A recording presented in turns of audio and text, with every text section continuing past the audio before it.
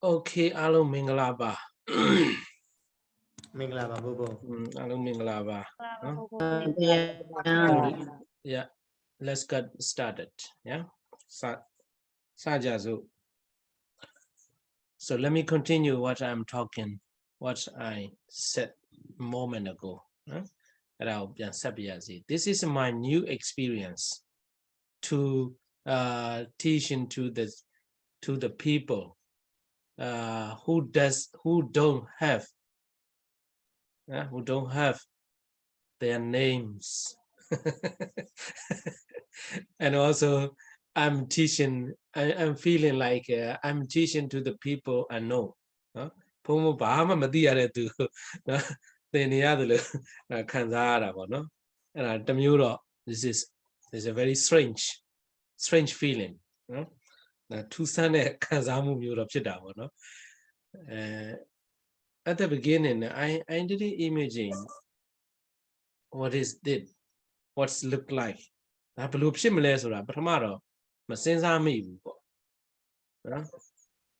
Because it is a very new experience. Very new experience.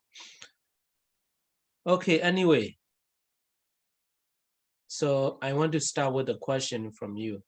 Who wants to ask the question for today? Yeah.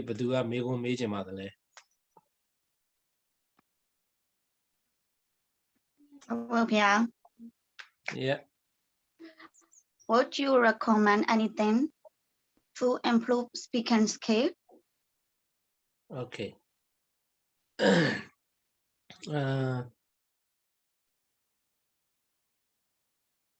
What should we do? Yeah. What do you want to recommend? No? Recommend recommend ပေးတာလေ ထောက်ခံချက်ပေးတယ်ပြောရမလားเนาะ recommendation letter ဆိုထောက်ခံချက်ပေးတယ်เนาะ recommend လုပ်တယ်ဆိုဒါလေးတွေလုပ်သင့်တယ်လို့အကြံဉာဏ်ပြုတယ်လေ advice လည်းပြောလို့ရတယ်ပေါ့နော် so what do you want to recommend ဘယ်လိုအကြံဉာဏ်ပေးတင်လဲ to prove the English speaking skill เนาะ English speaking skill တိုးတက်ဖို့အတွက်เนาะ ဘာတွေများအကြံပြုစရာရှိပါသလဲ so the most popular recommendation and suggestion advice အရန်ကိုထင်ရှားပြီးတော့ popular ဖြစ်တဲ့ recommend ပေးချက်ရဲ့ suggestion လို့ပြောပြော advice လို့ပြောပြောเนาะ the most popular recommendation or suggestion or advice to improve English speaking skill. English speaking skill ကိုတိုးတက်ဖို့အတွက်เนาะထင်ရှားတဲ့အကြံပြုချက်ကတော့ to speak ဆရာမလေးဆိုပြီး to speak. That is, I think, in the first stage, yeah, in the first stage of what we should do. Yeah. The most important part of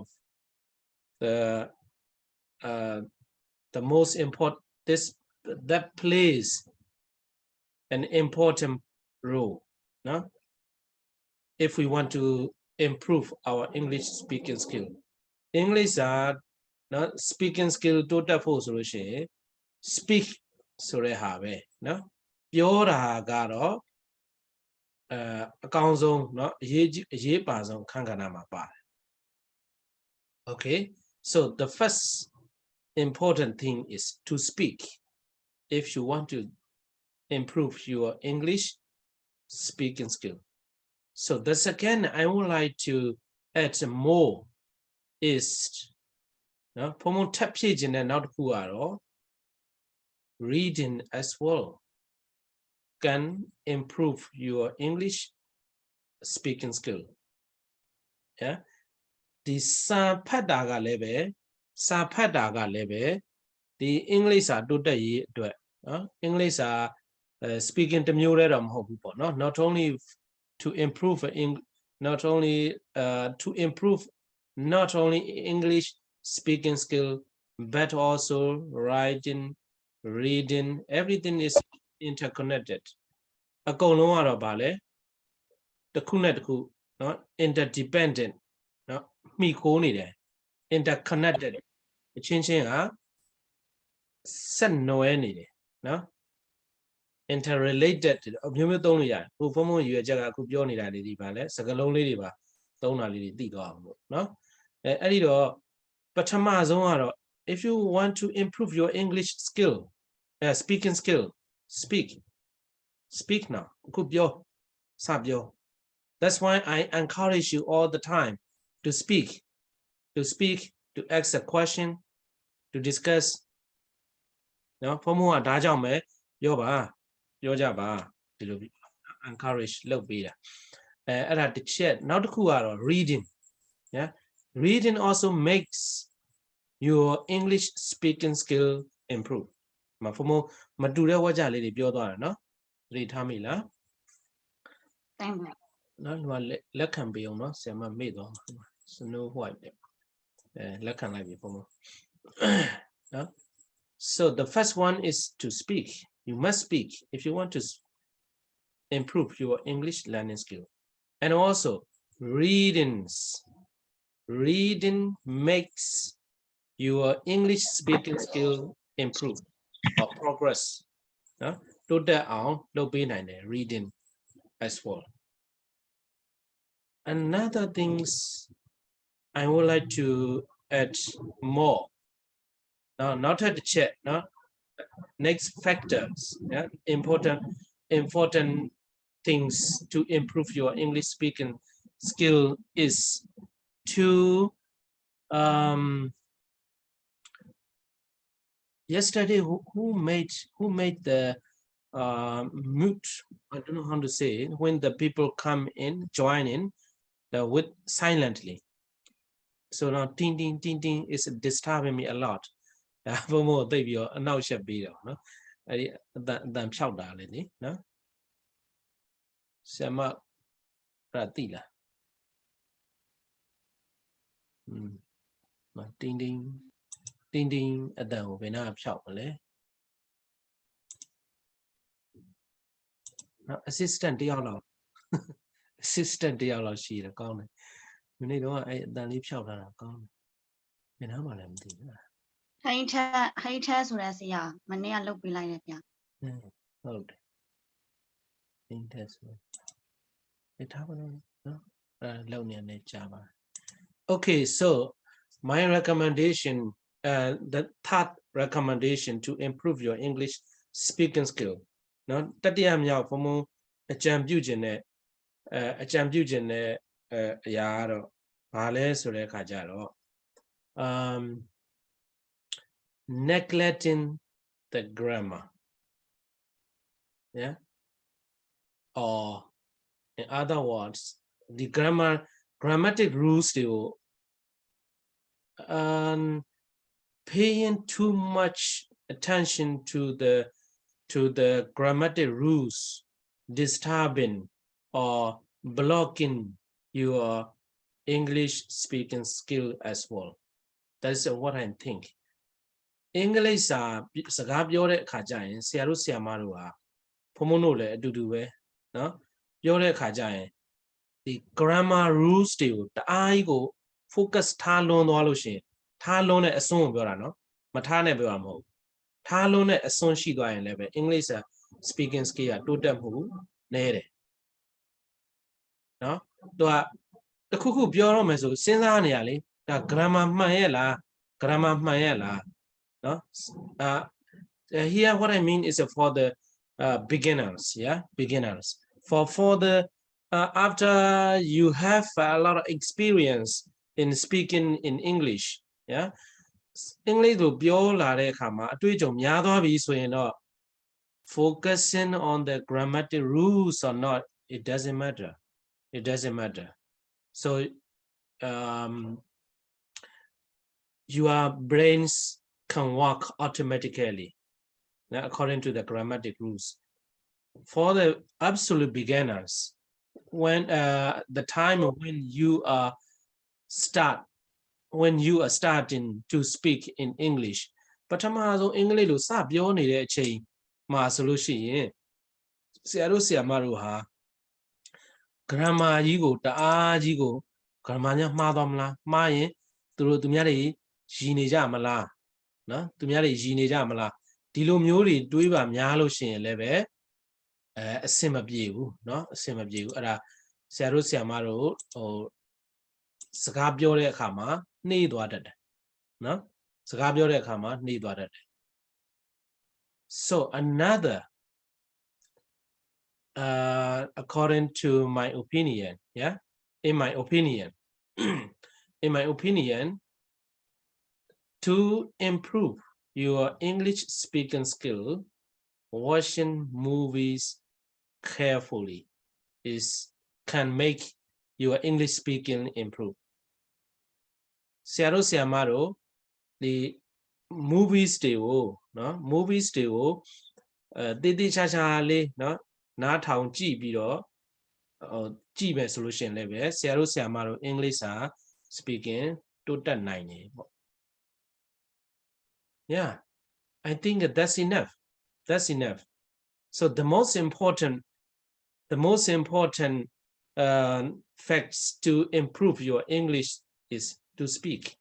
because more or less အနေနဲ့အများเนาะ more or less အနေနဲ့အများ you have a lot of grammatic rules you have already know a lot of grammatic rules grammar rules ကဆရာတို့ဆရာမတို့အနေနဲ့အများသိပြီးသားပဲဟုတ်တယ်မလားเนาะ I go to school လို့ပြောတယ်လေဘာပစ္စုပန်ပြောတယ်လေเนาะ I went to school for the past tense I went to school I will go to school the future tense yeah for the present perfect I have eaten စားပြီးပြီဒါ perfect tense လေဒီလောက်သုံးတတ်တယ်လေ I can go yeah I can go I cannot go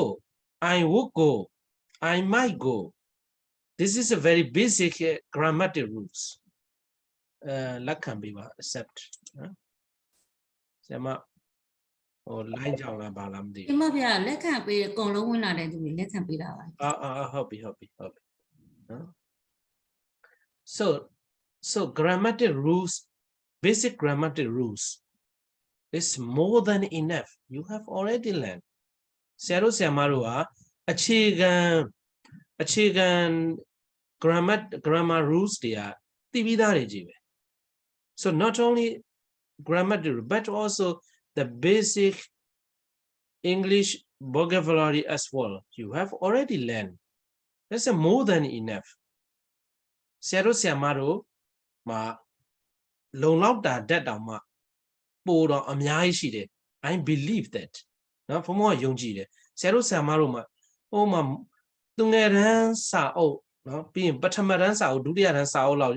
ထဲက vocabulary yeah if you can remember all the vocabularies yeah in the textbook primary kindergartens and grade 1 textbook English textbook if you remember all these words and plus basic grammatic rules I can say family ခိုင်ခိုင်မာမာကိုဘုံဘုံကပြောရတယ် you have enough knowledge to speak your English very well you know it shows our education teaching methodology is something wrong in Myanmar school in Myanmar government schoolဘုံဘုံတို့မှာteaching methodology teaching method got something wrong တခုခုတော့မှားနေပြီ in my opinion you know it's a very you know very obvious you know kindergarten and grade 1, that's more than enough to speak English. So here some people think if we want to speak English, we need a lot of thousands of words. We need. They think like that. It's wrong. It's wrong. At the beginning of this class, I told you my experience in Sri Lanka. Sri Lanka မှာရှိတဲ့เนาะဘုံဘုံရဲ့အတွေ့အကြုံကိုတောင်မှဒီသင်တန်းအစတော့ပြောခဲ့ဘူးတယ် if you know one words, you should have ability to use that word. Yeah. စကားလုံးတစ်လုံးသိရင်တော့အဲ့တစ်လုံးကိုသုံးနိုင်တဲ့စွမ်းရည်ရှိဖို့လိုအပ်တယ်เนาะသုံးရှိတဲ့နယ်ပေါ့เนาะ So let me tell you briefly my first recommendation to improve your English speaking skill is to speak, and second, to read and to watch a movie. That's enough. So you know, if you have a one words, if you have the one words, you have to think about that words, where, how I can use that word. That one also will make your English speaking skill improve. ဆရာတို့ဆရာမတို့ကစကားလုံးလေးတစ်လုံးတွေ့ပြီဆိုလို့ရှိရင်နော်စကားလုံးလေးတစ်လုံးတွေ့ပြီဆိုလို့ရှိရင်ဒီစကားလုံးလေးကိုဘယ်နေရာမှာသုံးရမလဲ where I can use in the sentence ထဲမှာဘယ်လိုသုံးရမလဲနောက်တစ်ခါ how I can use this word နော်အဲ့ဒီဟာကိုဒီစကားလုံးကိုဘယ်နေရာမှာသုံးရမလဲဘယ်လိုသုံးရမလဲဆိုတာကိုသိအောင်စဉ်းစားရတဲ့အလေ့အကျင့်အားလည်းပဲဆရာတို့ဆရာမတို့ရဲ့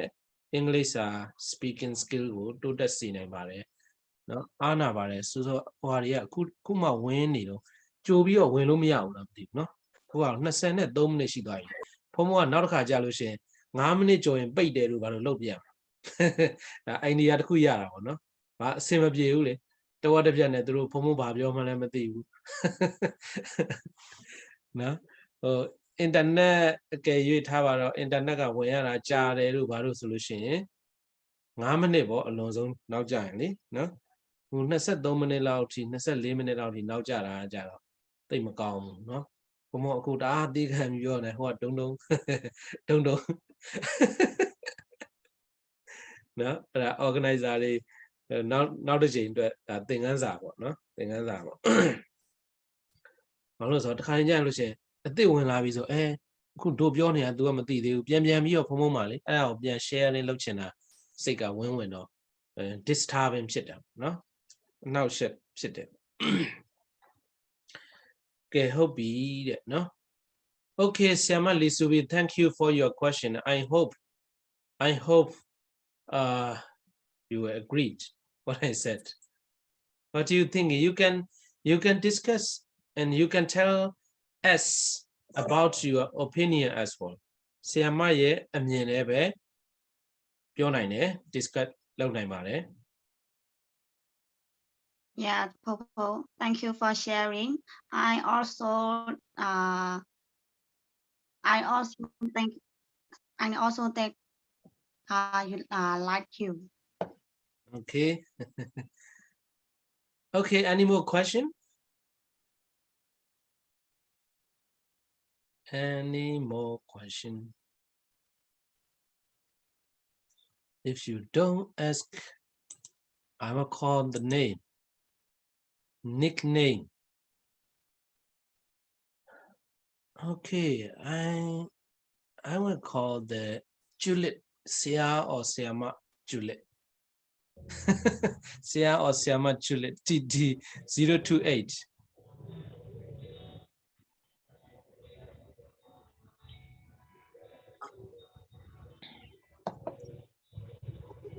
Hello. Yeah. Okay, Siama. Mingalaba. Ask me something. Ask me something.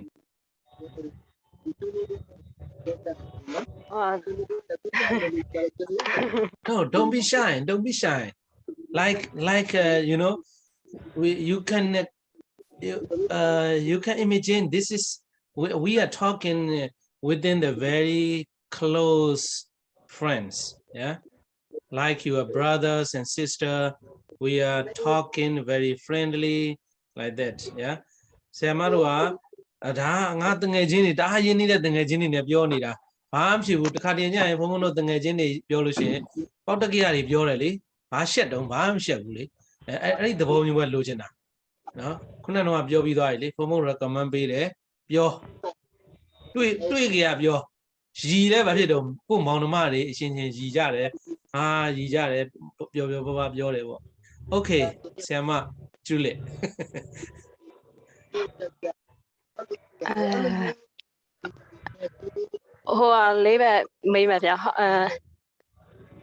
how different home and house? What is let me correct your question, yeah, Siama your question go bien bien no? Yes. Thank you for your question. So I like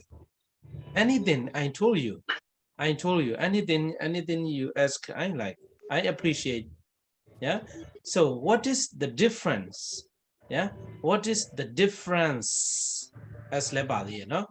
between house and home? Okay, so usually the house, if we translate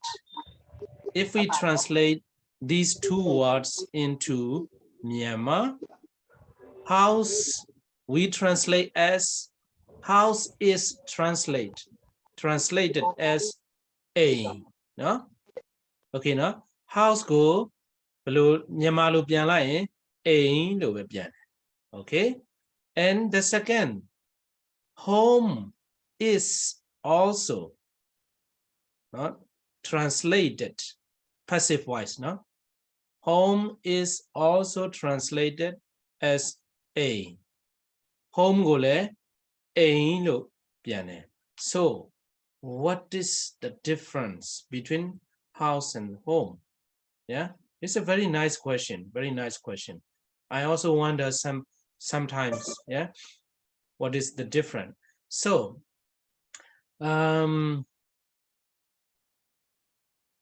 without looking at any explanation in the internet, in the grammar books, I will tell you as much as I can. Yeah, Pom Pom Kaune ma pola the loud, no, Tanai the loud go, Pom Pom Yojime. So, in Pianjame solution, yeah, below Done, Sama Juliet, in Pianjame. Let's go house Ludona, let's go home Ludona. Let's go home. Home. Let's go home. Okay.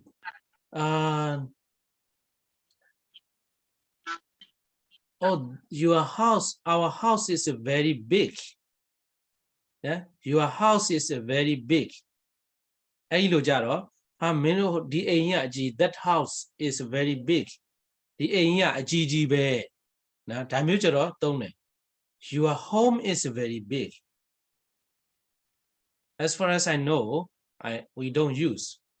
Aingo piame aingani lare, aima lode, no, tin nuitwide, no, to say very warmly, no, like your home. So home sweet home, house sweet house lo mayu, no, house sweet house lo mayu. I do. So the difference, if we want to use, I'm going to buy a new house, no? If you want to refer to the whole house, that doesn't belong to you. No? Mama buy it. No, ain't alone the wear on meru baru sushin. I'm going to buy a new home lo mayewu. Home lo byo lo shin, that means it belong to you. You like. Yeah, you like it or not, I think. It belong to you. House ka not belong to you or belongs to you, it doesn't matter. So either a home no dome going home, no, coming home, home sweet home, go by sign and new tweet go in so that table will don't be the house jaloshin, go my by saying they ain't did alone with me. I do like the is your house to do. No, this one we should search Google in internet. Let me search in the internet. Let's see together. Let's see together. Wait.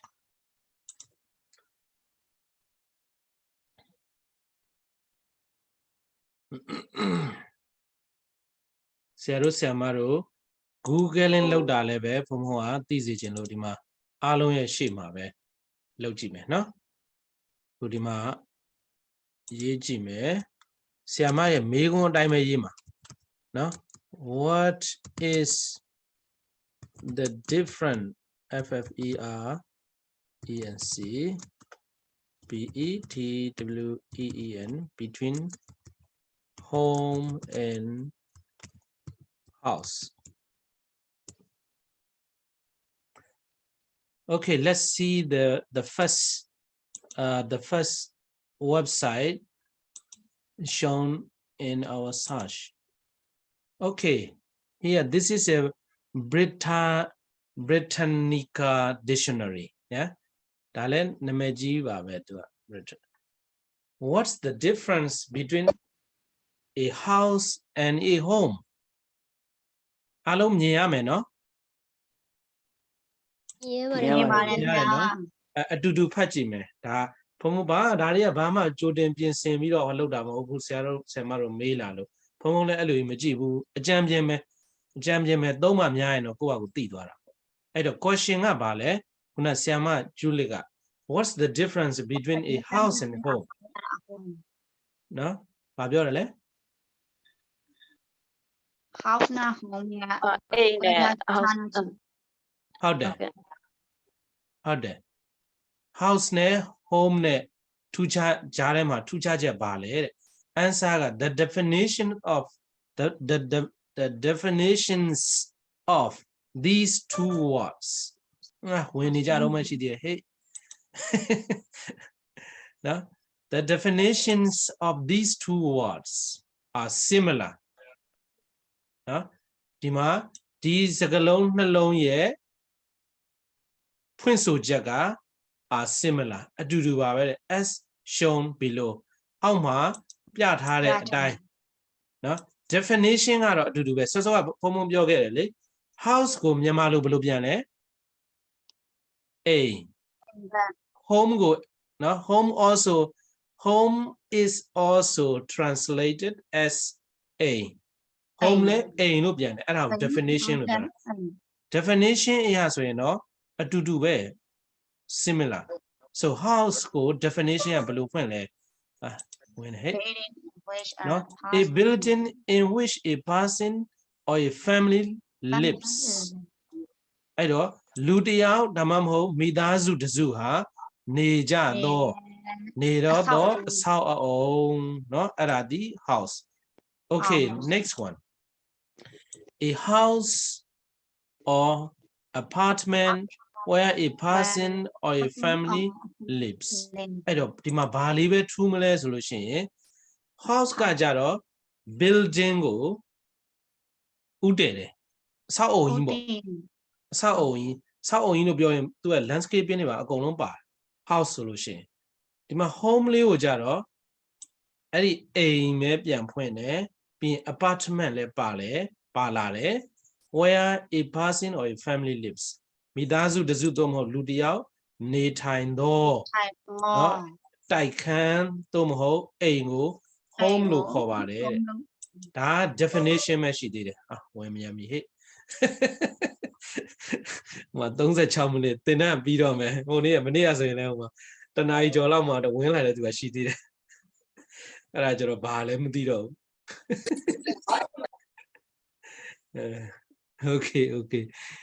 okay so let's continue the main difference between them เนาะအဲ့ဒါလေးတွေပါလေ့လာသွားเนาะအဲ့ဒီ them လို့ပဲသုံးတော့တာเนาะဒီမှာဆိုလို့ရှိရင် between a house and a home လို့သုံးတယ်ဒီမှာ them ပဲသုံးလိုက်တော့တယ်အဲ့သူတို့နှစ်ခုကြားထဲကအဓိကခြားနားချက်ကဘာလဲ what is the main difference between them the definitions of these two words are similar เนาะ definition အတူတူပဲ but what is the main difference between them အဲ့ဒီနှစ်ခုကြားထဲကအဓိကထူးခြားချက်ကထူးခြားတာပါတော့ is that house is concrete ဘာလဲ concrete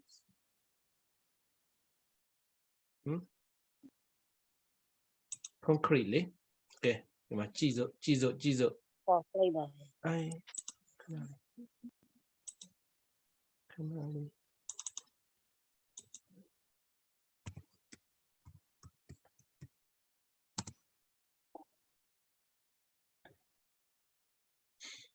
ခဏလေးပါ CONCRETE နော်အတန်ကြားရပါသလားမကြားသေးဘူးခင်ဗျာ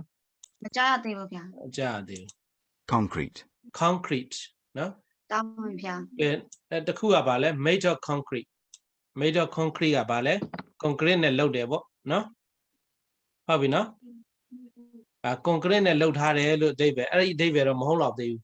နော်မဟုတ်တော့သေးဘူး concrete မဟုတ်လို့ရှင် house မဟုတ်ဖြစ်နေမှာနော်နောက်တစ်ခု number 2က definite ဒီအဓိပ္ပာယ်ကိုပြောချင်တာနော် definite ကဘာလဲ တိကျတော့ တိကျကျ specific တခုခုကိုပဲဒါသူလည်းတိကျတဲ့သဘောပဲနော် specific ဒါဆိုတာအဲ့ဒါကိုပြောတာဥပမာလေးကြည့်လိုက်မယ်နော် what does the main in concrete terms နော်တိကျကျဘောဟာတာအားဖြင့်ဆိုရင်တဲ့ what does that mean ဒါဘာကိုပြောတာလဲနော်တိကျကျပြောစမ်းပါအဲ့လိုပြောတာ the lack of any concrete evidence lack ကဘာလဲ LACK ကင်းမဲ့တာ the lack of any concrete evidence ဘာတကယ်တိကျတဲ့သက်သေမရှိဘူးလို့ပြောတာနော် concrete evidence concrete example concrete proposal concrete result concrete action etc ပေါ့အဲ့တော့ဒီနေရာမှာဒါကိုပြောလို့ချင်တာကဲဒီတော့ရပြီ that house is concrete house လို့ပြောမယ်ဆိုလို့ရှိရင်တော့ဗာလဲသူကတိကျကျနော်တိကျကျဆိုလို့ချင်တာနော် oh my house I'm going to buy the house I have bought a new house တိကျကျကိုဝယ်မဲ့အိမ်စသည်ပေါ့နော် and okay let's continue house refers ဗာလဲအိမ်ဆိုတာ house ဆိုတာ refers ရည်ညွှန်းပါတယ် to a building in which someone lives ဒါတော့သိပြီးသား house ကဘာကိုရည်ညွှန်းတာလဲဆိုတော့တစုံတစ်ယောက်နေတဲ့အဆောက်အအုံကြီးကို house လို့ရည်ညွှန်းပါတယ်တဲ့ in contrast ဘာလဲ contrast လောက်ပါအောင် in contrast ဘာတွဲလုံးမပြမယ်မပြပါမယ် contrast, နော် contrast ကနံပါတ်1ဆိုလို့ရှိရင်ဗာလဲ a difference between people ideas နော် in contrast ဒါခြားနာချက်နောက်တစ်ခါ in contrast ဆိုတာကိုကြော်ကြည့်လိုက် in contrast to the stock lost 60 cents a share ဒါတော့ဟိုစီးပွားရေးဟို stock ဈေးကွက်က60 cent နော်တစ် share ကို60 cent ဆုံးရှုံးသွားတယ် in contrast to last year ပြီးခဲ့တဲ့နှစ်နဲ့ဘာပြောချင်တာလဲခြားနားနေတဲ့ဟာလေးက when it gain 20 cents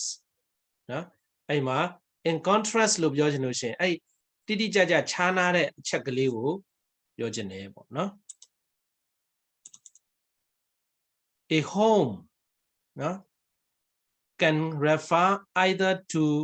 a building or to any location that a person thinks of as the place where she lives အဲ့တော့ home ကဘာထူးခြားတော့ဆိုတဲ့အခါကျတော့ဘာကိုရည်ညွှန်းလဲဆိုတော့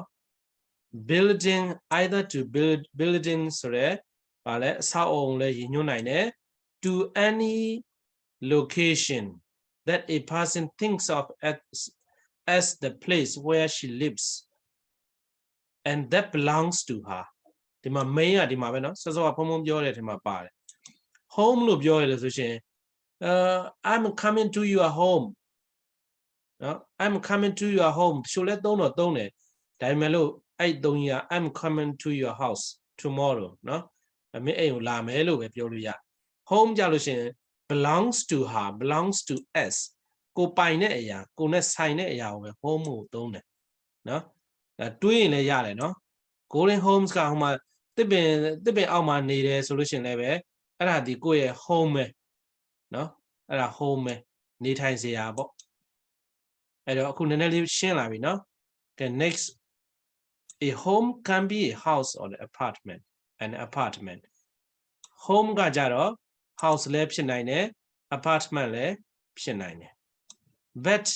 it could also be a tent အော်ဒီမှာစောစောဖုံပြောတဲ့ဟာနော် home က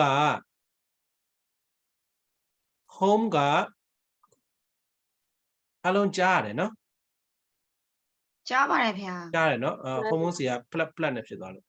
အဲ့တော့ဒီမှာ home ဆိုလို့ရှိရင်ဘာကိုပြောချင်တာတော့ဆိုတော့ can refer to tent ဆိုတာဘာလဲ ဟောလေအဲ့ကြည့်ပြမယ် ဘယ်ပါ အဲ့မှာကြည့်ပြမယ်အဲ့တဲဟုတ်တယ်မြန်မာလို tent က tent ပဲပေါ့နော် tent မှာ a shelter တဲ့ဟုတ်ပြီနော် consisting of a sheet of cloth supported by poles and ropes you especially for campaign လုပ်တယ်ပွဲလေးတွေလုပ်ဖို့နော်အဆောက်အုံလေးအဲ့ဒါကို tent နော် tent လည်းပဲပြောလို့ရတယ် a boat လည်းဖြစ်နိုင်တယ်နေမယ်ဆိုရင်ပြောတာနော်ခုဖုံးလို့ဒီမှာနယ်သာလန်တို့ဘာလို့မှဆိုလို့ရှိရင်တချို့တွေကအိမ်မှာမနေဘူး boat ထဲမှာပဲနေတာနော်အများနဲ့လှုပ်နေ boat ထဲမှာပဲနေကြတာan underground cave ဂူထဲမှာနေရင်တောင်မှအဲ့ဒါဒီ home ဖြစ်နိုင်တယ် okay ဆရာမ Juliet now I think you got your answer yeah so what is the main difference between a house and a home a house is just a building yeah in which someone lives တစုံတစ်ယောက်နေတဲ့အဆောက်အုံကြီးတစ်ခုကိုနော် concrete building concrete ဆိုတာဟို concrete နဲ့ဆောက်တဲ့ဟာပြောတာမဟုတ်ဘူးနော်တတ်မှတ်ပေါ့နော်နေအဆောက်အုံကြီးတစ်ခုကိုအဲ့ဒါရည်ညွှန်းတယ် home has wider meaning wider definition ပုံမပြီးတော့ကျေပြန့်တဲ့အဓိပ္ပာယ်ကိုဆောင်းပါတယ် home ကဘာဖြစ်လို့လဲဆိုတော့ the word home can refer either to a building or to any location such as ခုဒီမှာနော်စာဖတ်တဲ့အခါကျရင်ဘုံဘုံကအဲ့လိုလေးဒါဘုံဘုံကရာသင်းနေတာပဲနော်ခုဒီမှာသူရေးထားတဲ့ဟာကိုပဲကိုကပြန်ပြီးတော့ရှင်းတဲ့အခါကျရင်နော် either to a building or to any location such as နော် an apartment location ဖြစ်ရင်ပြီးတော့ an apartment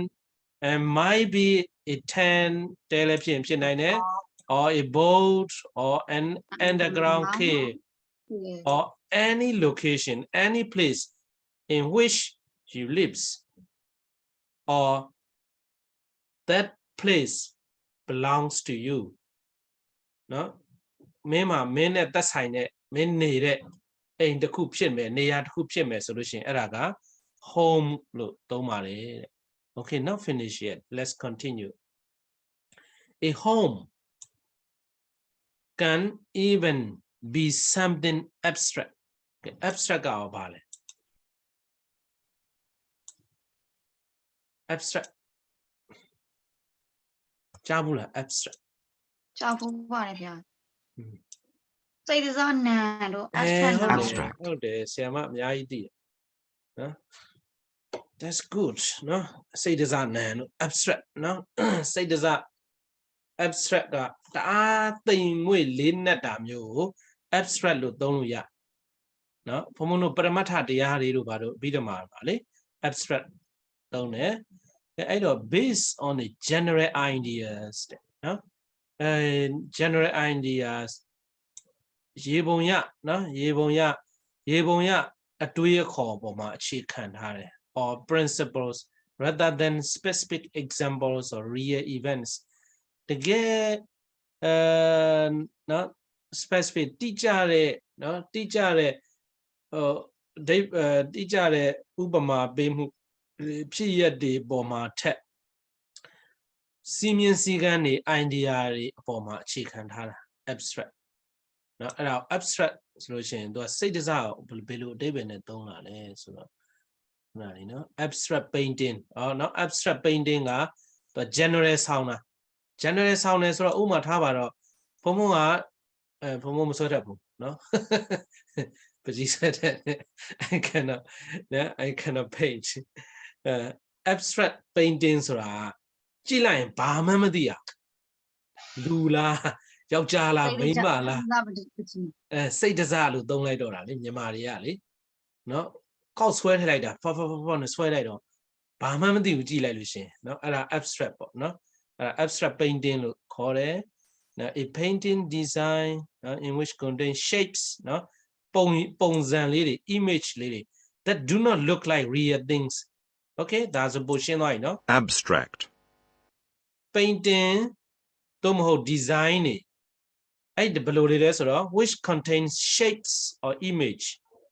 မတခါတည်းညရင်6ကြီးကထင်ရှားတယ်လက်တွေခေါင်းတွေကမပါတာမျိုးဟောဒါမျိုးတွေနော်ဘာမျိုးလဲဆိုတော့ဘယ်လိုမျိုး shape တွေ image တွေလဲဆိုတော့ that do not look like real things or people တကယ်လူတွေတကယ်အရာဝတ္ထုတွေနဲ့မတူတဲ့အရာအဲ့တော့ဒီမှာရပါပြီဒါတွေပြောဖို့မဟုတ်ဘူး abstract ကဘာလဲဆိုရင်တိမ်မွေ့တယ်အတိခတ်တယ်နှက်နဲတယ်အဲ့ဒါစိတ်တစားလို့လည်းပြန်လို့ရတယ်ဒီမှာကတော့ဘာကိုယူမလဲဆိုတော့ကြည့်ကြည့်ရအောင် something abstract နော်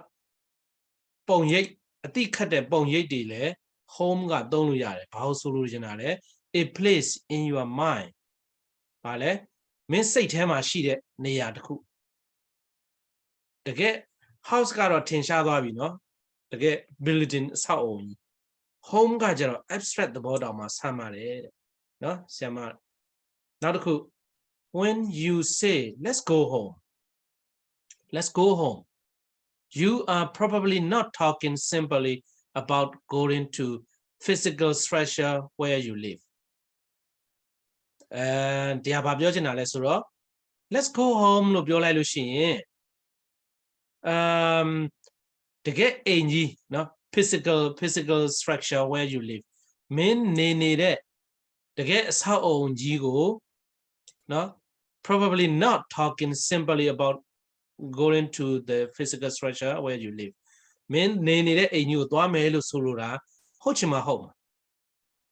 ဥပမာထားပါတော့ဖုံဖုံကအဲ့ဒါမြန်မာပြည်ကိုအလဲပြန်တယ်ပြန်တဲ့အခါမှာမြန်မာပြည်ကိုသွားတာပဲ let's go home ဆိုပြီးတော့ဖုံဖုံကရေးလိုက်လို့ရှိရင်ဖုံဖုံသွားအိမ်သွားတာမှမဟုတ်ဘူးဒီတိုင်းပြည်ဒီနယ်နိမိတ်ကြီးတစ်ခုလုံးကပဲ home လို့ခံစားရတာလေနော် home လို့ခံစားရတာ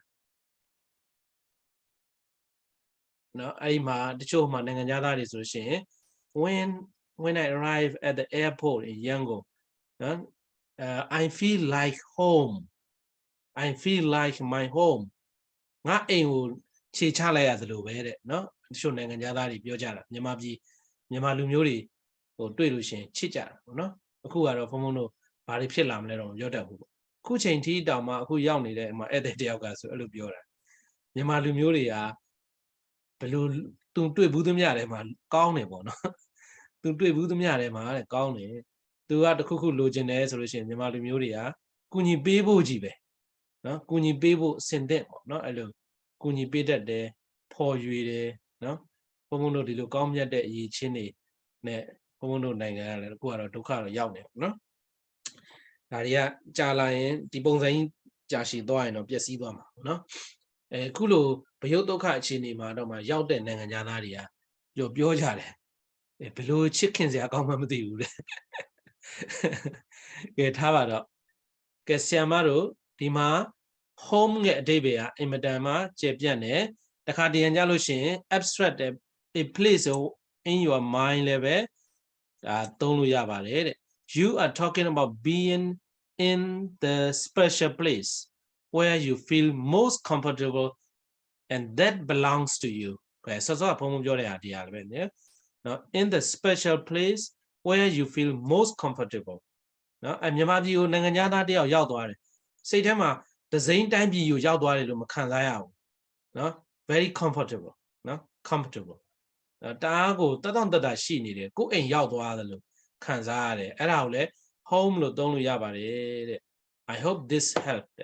No, I also want to use this sentence to the questioner. No, Mire Siamao,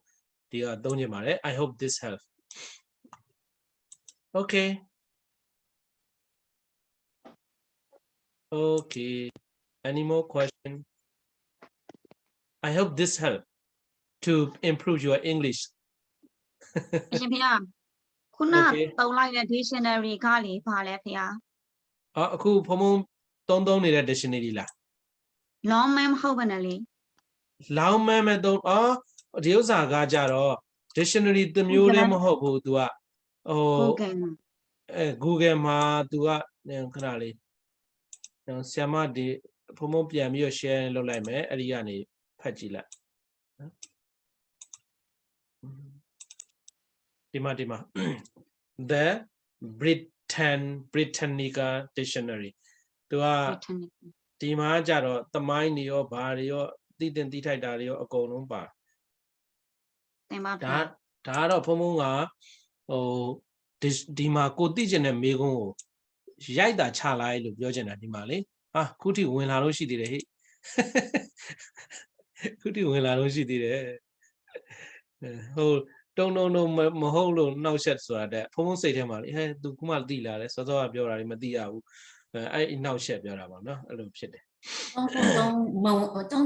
တမ်းမမြင်အောင်လှုပ်လိုက်ပါတယ်ဟုတ်တယ်အဲ့ဒါတော့တခုကောင်းတယ်ဒါပေမဲ့လို့ तू ကခုမှဝင်လာတော့ဘယ်လိုလုပ်မလဲနော်အဲ့တော့ one thing I would like to tell you here is ဒီနေရာမှာဖုံဖုံတခုပြောချင်တာက in your mind a question arises in your mind နော်ဆရာတို့ဆရာမတို့ခေါင်းထဲမှာ question တခုခုပေါ်လာတယ်ဆိုလို့ရှိရင် you can type in Google in English then you will have an answer this Google helps you very much whatever I need to know you can type it there believe it or not ဆရာတို့ဆရာမတို့လေကွန်ပျူတာပြဿနာပဲဖြစ်ဖြစ်နော်ကွန်ပျူတာပြဿနာပဲဖြစ်ဖြစ် language ဆိုင်ရာပဲဖြစ်ဖြစ်နောက်တစ်ခါ social နဲ့ပတ်သက်တာပဲဖြစ်ဖြစ် family နဲ့ပတ်သက်တာပဲဖြစ်ဖြစ်ခေါင်းကိုက်တာပဲဖြစ်ဖြစ်ရင်တုံတာပဲဖြစ်ဖြစ်နော်အသားတွေရားတာပဲဖြစ်ဖြစ်ဆရာတို့ဆရာမတို့ဘယ်မှာရေးလို့ရမလဲအဲ့ဒီမှာရေးချလိုက်ရင်အများကြီးထွက်လာလိမ့်မယ်နော် there are a lot of options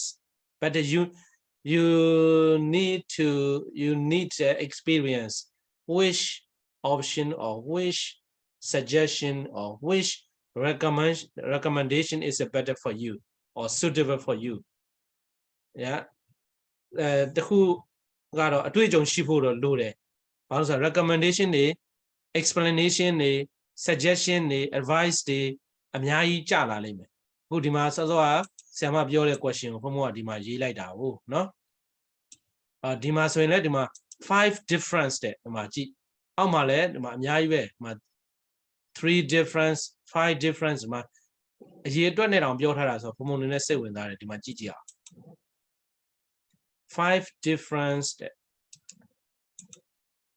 ဒီဟာကဘယ်မှာလဲဆိုတော့ဒါကဘယ်ဒီမှာပဲဒီ dictionary မှာပဲဆရာမတို့တွေ့တယ်နော် မြင်ရတယ်နော် Hello မြင်ရပါတယ်ဗော မြင် ဗျာ ရတယ်နော်ဟုတ်ပြီဘုံဘုံက page တွေလွဲပြနေမှာဆိုလို့တခြား page တွေလမ်းပြီး confirm လုပ်တာ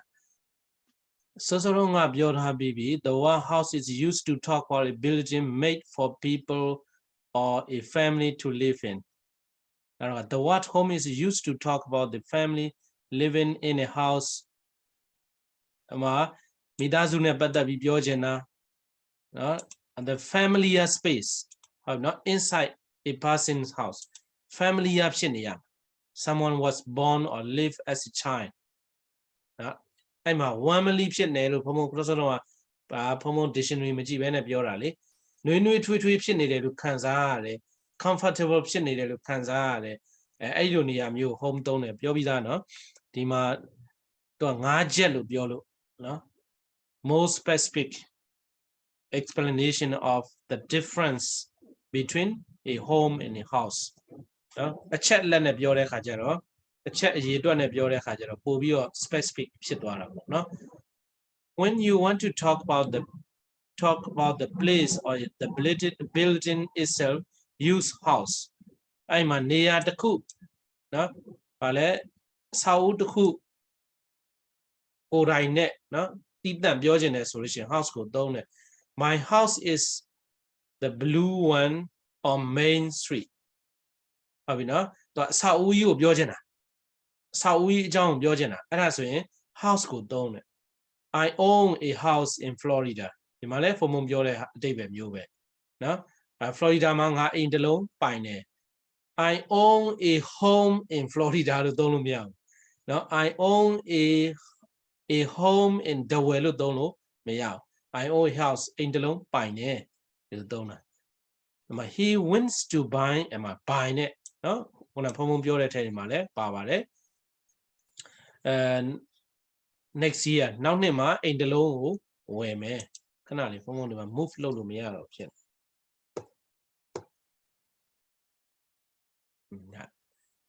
နောက်တစ်ခါ there are only 3 houses on her street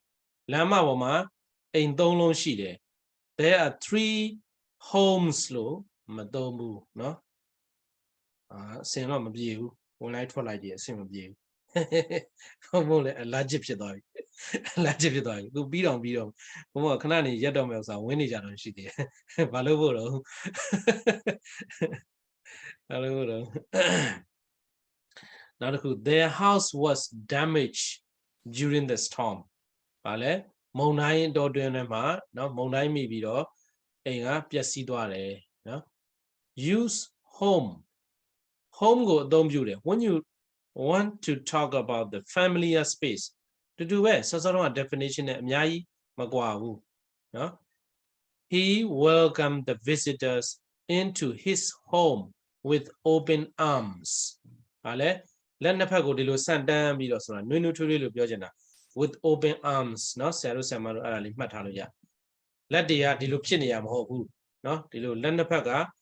ဒီလက်နှစ်ဖက်ကိုဒီလိုဆန့်ဖြန့်ထားတာเนาะနွေးနွေးထွေးထွေးပေါ့ with open arms the couple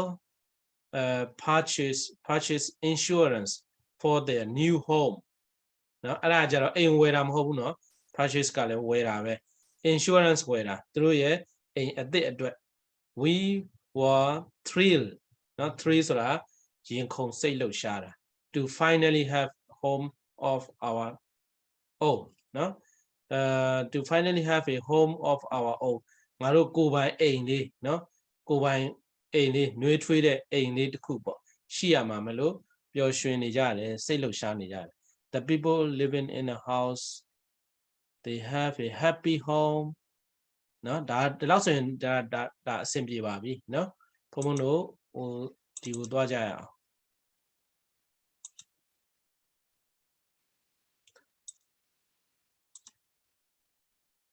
okay at the early age of 16 he married his beautiful cousin Princess Yasodhara who was of equal years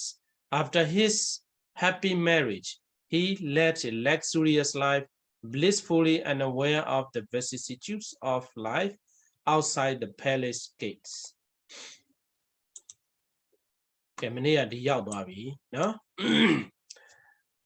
of his luxurious life as a prince နော်မင်းသားတစ်ပါးအနေနဲ့ဒီစိန်ကြတဲ့နော်စိန်ကြတဲ့အဆင်ပြေတဲ့နော်ဘဝမှာနေရင်းနဲ့ he states ဖော်ပြတယ်နော်ဖော်ပြတယ် I was delicate မနေ့က delicate ကိုကြည့်ပြီးသွားပြီနော်ငါကားတဲ့အင်မတန်မှနူးညံ့တယ်တိမ်မွေ့တယ်နော်နူးညံ့တယ်တိမ်မွေ့တယ်မြန်မာလိုဘာပြောမလဲခြေမွေးမီးမလောင်လက်မွေးမီးမလောင်အဲ့လိုသုံးလို့ရတယ်နော်ဆရာတို့ဆရာမတို့ I was delicate အရန်ကိုနူးညံ့တယ်နော် excessively delicate excessively ရပါတယ် EXCESSIVE ဘယ်လိုကြားဘူးလဲ EXCESSIVE excessive excessive အတန်အတွက်လေးတွေလိုက်ဖတ်ကြည့်နေနော် excessive much more than is reasonable or necessary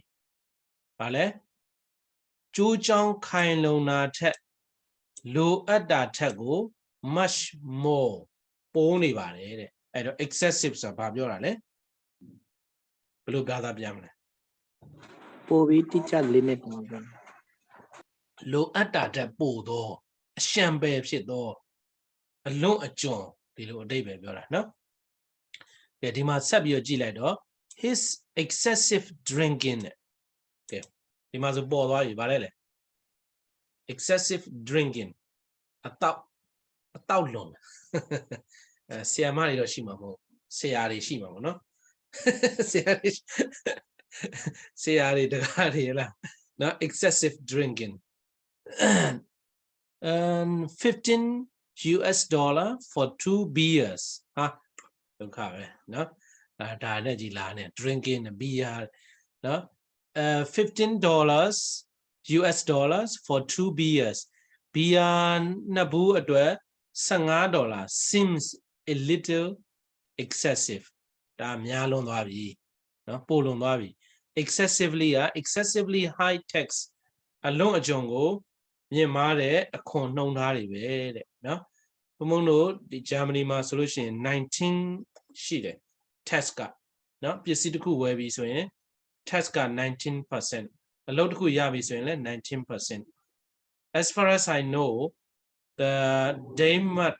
is the most excessively high tax yeah and Denmark ကအလွန်အကျွံများတယ်39 or 37 or 39% of your salary you have to pay the tax it is excessive နော်ဒီမှာစောစောကဘုံဘုံပြောတဲ့စကားလုံးကိုထပ်ပြီးတော့သုံးပြနေတယ်နော်ဒီမှာတစ်ခုသုံးပြီဆိုရင်အဲ့လိုသုံးပါနော် this more than excessive နော် much more than is reasonable or necessary ပြောလို့မရသူကဒိမတ်မှာဆိုရင်ဘုဟုတုတပြောပြရစီဆိုရင်ဘာလဲဆိုရင်သူကအခုဆရာတို့ပတ်စံတရားရှာတယ်ပေါ့နော်ပတ်စံတရားလစာတရားရတယ်ဆိုလို့ရှိရင်30နဲ့ခွန်နော်39ကျပ်39ကျပ်ကအဲ့ဒါအစိုးရကိုပေးရနော်အခွန်တွေအများကြီးအခွန်စနစ်ကိုကောင်းကောင်းအသုံးချတာပေါ့လေဒါဒီမှာစိတ်ဝင်စားတဲ့သူတွေလေ့လာခြင်းဆက်လေ့လာတော့ဘုံဘုံကတရိယာတော့ပြောပြတာသို့တော်လည်းပဲသူကအခွန်တွေအများကြီးကောက်တယ်ဆိုရင်လည်းအလဟတ်တမဖြစ်ဘူးအလွဲသုံးစားမရှိဘူးပေါ့နော်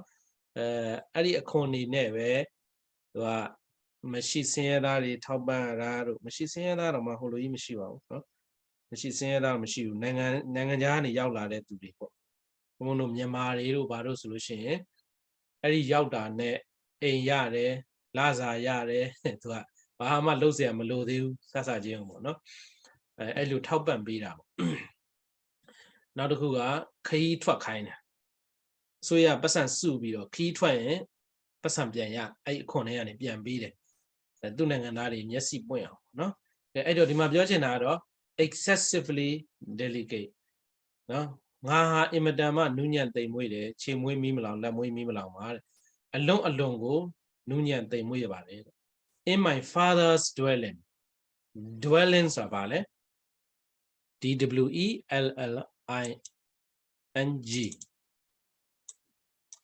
ဘယ်လိုကြားဘူးလဲ dwell dwell ကိုဒီမှာကြည့်မယ်ပထမဆုံးအဖွင့်ရပါလေဆိုတော့ literally တဲ့နော် literally to live in a particular place ဘာလဲလဲ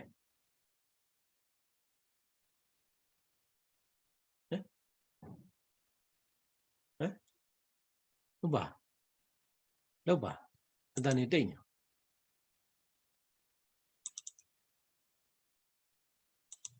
အိမ်ငိုက်နေကြတာ ငိုင်းပါဘူးဗျာ မငိုက်ပြောကြပါဦးမငိုက်တယောက်နှစ်ယောက်တော့ပြောကြပါဦးဘောတို့ မိုးတာနဲ့မနဲ့နားထောင်နေရတယ်ဗျာ ဟုတ်လားဒုက္ခပါပဲမိုးတန်နှောက်ရှက်လိုက်အင်တာနက်နှောက်ရှက်လိုက်အဲ့တော့ dwell ဆိုတာပါလေတနေရာမှာမှီတင်းနေထိုင်တာကို dwell လို့သုံးတာနော် in my father's dwelling and ငါအဖေရဲ့နန်းတော်ထဲမှာလို့ပြောချင်တာနော်နေစရာနေတာပဲနော် dwell ကနော် reside နဲ့အတူတူပဲ live နဲ့အတူတူပဲ 3 lotus ponds were made purposely for me 3 lotus ponds ဗါလဲ ကြာပွဲ3ပွဲ pond ကရေကန်လေ ရေကန် ကြာကန်ရှိတဲ့ရေကန်ပေါ့ကြာကန်ပေါ့ကြာပန်းနေရှိတဲ့ရေကန်3ကန်ကို passive were made purposely ကြာတယ်ဗါလဲ ရည်ရချက်ရှိစွာ ရေချက်ရှိတေးသေးချာအဲ့တေးသေးချာဆိုဒီအတွက်တီးတန့်ပေါ့နော် purpose လို့ဖတ်တယ်နော် purpose လို့မဖတ်ဘူးနော် purpose လည်းမဟုတ် purposely for me နော်ငါအတွက်ပဲတီးတန့်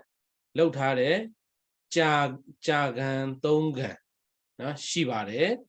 blue lotus bloom in one ဗါလဲအပြာရောင်ကြာပန်းတွေက bloom ဆိုတာဗါလဲ ပွင့်လာပါတယ်ဗျာ ပွင့်တာ in one အဲ့ဒီ lotus pond 3 lotus pond ထဲမှာတစ်ခုမှာအပြာရောင်ကြာပန်းတွေရှိမယ် red in another မှာ3လွှာလေးတွေသေချာမှတ်တာနော်သေချာမှတ်တာဘုံဘကဒီအချိန်လည်းအများကြီးမရတော့လို့ဒါပေမဲ့ဘုံဘကဟိုပထမတော့ကတအားပြောတာနော်ဒီဝက်ကြတစ်ခုတွေ့လို့ရှိရင်ဝက်ကြတွေဘယ်လိုဆက်ရေးရမလဲဆိုတာကွန်ချက်ပြပြီးတော့ပြီစဉ်းစားပြီးကိုယ်ဝါကြဘယ်လိုလုပ်ရမလဲဆိုတာเนาะအခုဒီမှာ26เนาะ25ယောက်ပဲရှိတော့တာ25ယောက်ပဲရှိတော့လားနောက်ဆုံးဇွဲကောင်းတဲ့သူတွေပဲကြံတာเนาะအဲ့တော့လှုပ်ချင်တော့ဘုံဘကလှုပ်စေချင်တာဒီဝါကြတွေပါဝင်တဲ့ exercise တွေလုံးမတိုးတက်တာမလုပ်ရင်တော့မတိုးတက်เนาะဟိုမှာပထမဆယ်မလီဆူပြီးမှမေးတယ်လို့ဒီဝါကြတွေကိုကိုယ်ဝါကြတွေပြန်ရေးရင်လည်းအင်မတန်မှဟိုတိုးတက်တာin my house no in my house there are no 3 rooms no 3 rooms in my house ငါအိမ်မှာအခန်း3ခန်းရှိတယ် you know the biggest room is for my parents and another one for my brother and the last one for me like that so ဒီလိုမျိုးလေးတွေပေါ့အဲ့ဒါလေးတွေကိုစိတ်ကူးရှင်နေတယ်ဆရာတို့ကတော့တကယ်တိုးတက်တယ်မယုံမရှိနဲ့ဘုံဘအဲ့လိုလုပ်လို့เนาะအဲ့ဒါဘုံဘအဲ့လိုတိုးတက်စေခြင်းလို့ဒါပြောပြတာလေဒီဝါချက်တစ်ခုတွေ့ပြီးဆိုတာ ਨੇ ငါမိသားစုအကြောင်းပြောရင်ဘယ်လိုလုပ်မလဲဒီဟာကိုဘယ်လိုသုံးချလို့ရငါအကြောင်းပြောရင်ငါဘဝအကြောင်းပြောရင်เนาะ but there are 3 experience เนาะ 3 very significant experience in my life နော်ငါဘဝမှာထူးခြားတဲ့ဖြစ်ရ3ခုရှိခဲ့ဘူးတယ်နော် the first experience is about my schooling or school life, no? My childhood life. The study what? Next one is banya what? No, blah blah what? What if you need? No, blah blah. I know you what? Daily ji bi do phone wa alu yi si chin. No, and white in the top. A few young ado, tatiya myaw. Di ma thong twa da no. Pathama blooms in one and red in another. One lo thong twa de. Duriya jaro red in another. Now tayama jaro ani yang cha ban ni. Red lotuses lo ma thong do pyan. Now taka white lotuses lo ma thong do. White in the top. In the top. Tatiya myaw ma. Le ku myaw so yin no and white in the fourth. ဒီလိုမျိုးပေါ့နော်ဟိုအဲ့ဒါမျိုးလေးတွေကိုမှတ်သွားတာတခါဒီဟာကိုကြည့်ပြီးတော့ तू က English စာကိုအကဲဖြတ်တာအကဲဖြတ်တယ်ဆိုတာပုံမှန်နော် beginner သမားတွေကဆိုရင်ဘယ်လိုရေးမှာတော့ဆိုလို့ရှိရင် blue lotuses bloom in one lotus pond and red lotuses bloom in another lotus pond another တော့ထည့်ချင်မှထည့်နော်အဲ့လိုမျိုးတွေရေးမှာပေါ့အဲ့လိုမဟုတ်ဘဲနဲ့ဒါဆို very compact ဖြစ်တယ် compact ဆိုတာကြစ်လက်တယ်ပေါ့နော်ကြစ်လက်တယ် okay I use no sandalwood that was not of Kasi sandalwood ဆိုတာဘာပြောတာလဲ Sandalwood တဲ့ပါဗျာ Peppa Chotai. ဟုတ်တယ်အဲ့လိုလဲရေးကြတယ်ဒီမှာကြည့်ကြည့်အောင်နော်ကြည့်ကြည့်အောင်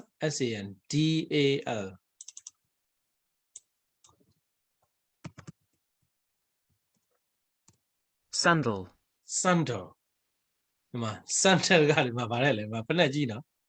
sandal under ဖနက်ဟုတ်တယ်ဗျာ နော် SANDAL နော် ဖနက်အပြာ Chotai Phanat Pia. ကျိုးတိုင်းဖက်နဲ့နော်ကျိုးတိုင်းဖက်နဲ့ a light shoe that is fastened onto your foot by bands of leather or cloth နော်ကျိုးလေးတွေနဲ့ဟောလောက်ထားတာ sandalwood ကတော့ pleasant smelling အခုဒီမှာခုနဆရာပြောတဲ့ဟာနော် sandalwood ကဂျားထဲမှာ dash လေးနဲ့လေတွဲလိုက်တဲ့အခါကျတော့ sandals pleasant smelling နော်အမတန်မှမှုေးပြန့်တဲ့နော်မှုေးပြန့်တဲ့အသား from a southern Asian tree or the oil from this wood နော်ဒီအမှန်တော့ခုန sandalwood နော် sandalwood ပေါ့အဲ့တော့ဒီမှာဗာပြောချင်တာလဲဆိုတော့ I use no sandalwood that was not of Kasi ကာတိတိုင်းကဖြစ်တဲ့ sandalwood နန့်တာနော်မဟုတ်ရင်မသုံးဘူးလို့သုံးတာနော်ဒီဝက်ချစိတ်ဝင်စားစရာကောင်းတယ်နော် I use no sandalwood ဘယ် sandalwood ကိုမှမသုံးဘူးနော် that was not of Kasi တိုင်းကမဟုတ်ခဲ့လို့ရှိရင်ကာတိတိုင်းကမဟုတ်တော့ဘယ် sandalwood နော်အနံ့ကိုမှမသုံးဘူးနော်အဲ့တော့ sandal လို့တီးတန့်ဆိုရင်တော့ဗာလဲကျိုးတိုင်းဖက်နဲ့နော် sandalwood ကဗာလဲ sandalwood နော်အနံ့ပေါ့နော် sandalwood အပြင် sandalwood အနံ့ my turban မဟုတ်နော်ဂျာမန်လို့ဆိုရင်တော့ turban ဆိုတာဗာလဲဒီဥစ္စာကတော့ Thang Bang. နော်ဆရာတို့ဆရာမတို့ဖုံဖုံတို့သိပ်ပြီးတော့အများတန်းသုံးမဲ့ဟာတော့မဟုတ်ပါဘူးဒါအိန္ဒိယမှာနော်အိန္ဒိယမှာဝတ်တဲ့ဟာတွေနော်ဖုံဖုံတောင်မှမမှတ်မိဘူးဒီဥစ္စာတွေလေအဲ့တော့အကြံပြင်းဖုံဖုံစိတ်ထဲမှာမှတ်မိနေတာတွေကဘာတော့ဆိုတော့ဒီသူတို့ကလားတွေသူတို့ဝတ်တဲ့ဟာတွေပေါ့နော်ဟိုဘောလောင်ရှည်ကြီးတွေတို့ဘာတို့ပေါ့နော်တခုချင်းဟိုမှာကြည့်ကျင်တော့ဒီမှာပြန်ကြည့်လိုက်မယ် TURBAN နော်အခုထိဝင်ကြတော့ရှိသေးတယ်လက်ခံကြရပါဦး turban ကဒီမှာဖတ်ကြည့်မယ် a long piece of cloth ဗါလဲအရှည်ကြီးပေါ့နော်ကိုစားအရှည် ပိတ်စားရှိ ပိတ်စာအရှည်ကြီးဝတ်ကြတာပေါ့အိန္ဒိယမှာ you wind tightly round your head worn by men in parts of North Africa and Southern Asia sometimes by women as a fashion နဲ့နော်အဲ့တော့ဝတ်စားအရှည်ကြီးနဲ့နော်အရှည်ကြီးဝတ်ကြတယ် turban ပြီးတော့ဗာလဲ tunic နော် TUNIC ဒါတွေကတော့အများတန်းသုံးတာမဟုတ်တော့နော် Tunic. Tunic is a long loose piece of clothing usually without sleeves worn in the past oh she don't want what they had no woman အဲ့တော့ရှေးကြီးပဲသူကနော်ဟို Google မှာဆိုရင်တော့ပို့ပြီးတော့ထင်ရှားလိမ့်မယ်နော်ဖုန်းဖုန်းမှာ Google မှာကြည့်ပြမယ်နော် TUNIC where နော်အကုန်လုံး Google မှာပို့ပြီးတော့အဆင်ပြေတယ်ရုပ်ပုံနဲ့ပါကြည့်လို့ရတယ်ဆောစောတော့ကပါလဲ TURBAN နော် turban လို့ရိုက်လိုက်ပြီးတော့ခုဒီမှာနော်ဘာထွက်လာလဲဆိုတော့ဒီဟာနော် turban လို့ခေါ်တဲ့ဟာတွေပေါ့ဒီမှာနော်ဒါဆိုမြင်သွားပြီနော်နောက် turban ပြီးတော့ဗာလဲ tunic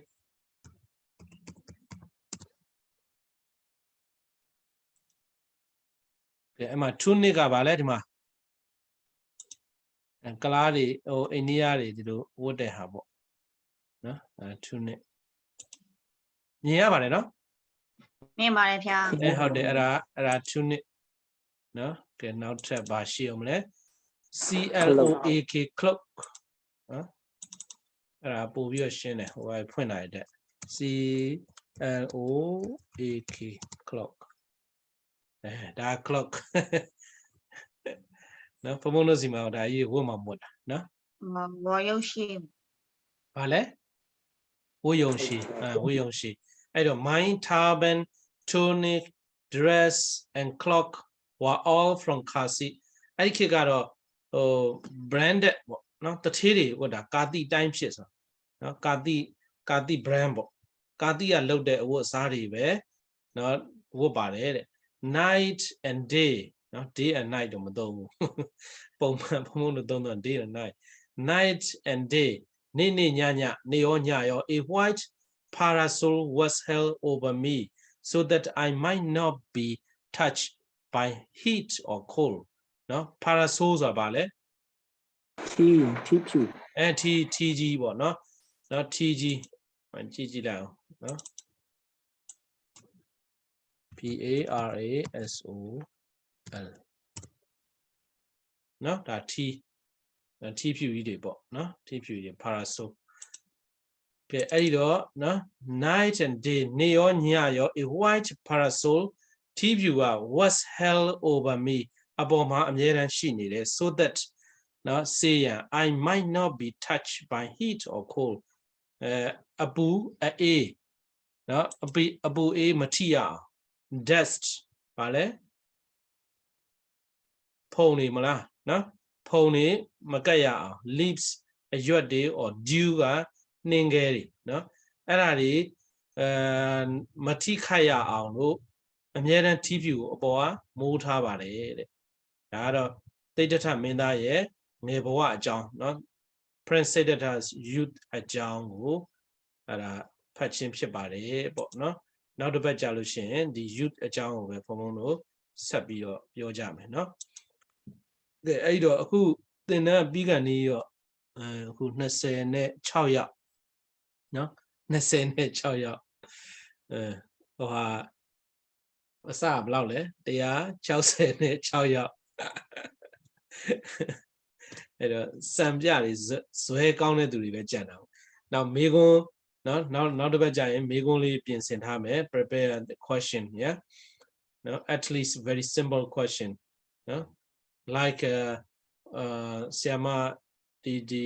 028 and Lisumbi thank you for your question then next week also please prepare for any question yeah is it important or not important like today you know what is the difference between a home and a house yeah ဒါလေးတွေလည်းဒါသိတဲ့နာပဲလေနော်ဒါလေးတွေသိရမယ်ဟာတွေပဲ and then what is your recommendation yeah what do you recommend to improve your English our English speaking skill ဒါလည်းမေးထိုက်တဲ့ဟာပဲမေးစရာတွေကအများကြီးပဲလေနော်ဟိုပြီးခဲ့တဲ့အပတ်တွေတော့ဆိုလို့ရှိရင်နော်ကံအကြောင်းတွေမေးကြတယ်မေးတဲ့အခါမှာဖုန်းလို့ပေါ်တာပြဿနာမရှိဘူး ကဲဒါဆိုရင်ဘုံဘလို့မှစဉ်းစားလို့မရဘူးမေးချင်တာတအားမေးချင်တယ်မြန်မာလိုပဲဆိုရင်လည်းမြန်မာလိုလည်းမေးလိုက်ကဲဘုံနောက်တစ်ဆင့် short လာမြန်မာလိုမေးအဲ့ဒါကိုအဲ့မြန်မာလိုဘုံအင်္ဂလိပ်လိုဘယ်လိုမေးမလဲဆိုတော့ဒီဆီယာမနဲ့နော်ဒီဆီယာနဲ့ဘုံလှုပ်လိုက်ရင်ဒါအဖြေထွက်သွားနော်ကဲကောင်းပါပြီနော်ဖြစ်နိုင်ရင်တော့စောစောကလင်္ကာချောင်းလောက်တော့ရေးစီခြင်းတယ်အဲ့မရေးရင်လည်းမတိုးတက်ဘူးနော်ဘုံကတော့စပြီးလှုပ်တစ်ခုလှုပ်ပြီးဆိုရင်တော့ဟိုအောင်မြင်အောင်လုပ်မှပို့ပြီးတော့ကောင်းတယ်လေနော်ဘုံရဲ့အယူဆပေါ့နော်အဲ့ဒါစလှုပ်ပြီးတဲ့စတွေကငါဆုံးထိလှုပ်မှလားမလှုပ်ဘူးလားဒီလိုမျိုးဟိုပိုင်းဖြတ်နိုင်တဲ့စိတ်ရှိရင်နော်ပို့ပြီးတော့ကောင်းတယ်ပို့ပြီးတော့တိုးတက်စေတယ်ပေါ့ဒါကဒီသင်တန်းတက်မှရတော့မဟုတ်ဘူးလေနော်ကဲကောင်းပါပြီဒါဆိုရင် see you next week နောက်တစ်ပတ်တွေ့ကြပါမယ် Thank you ဘုရားဗျာ ဟုတ်ပါပြီ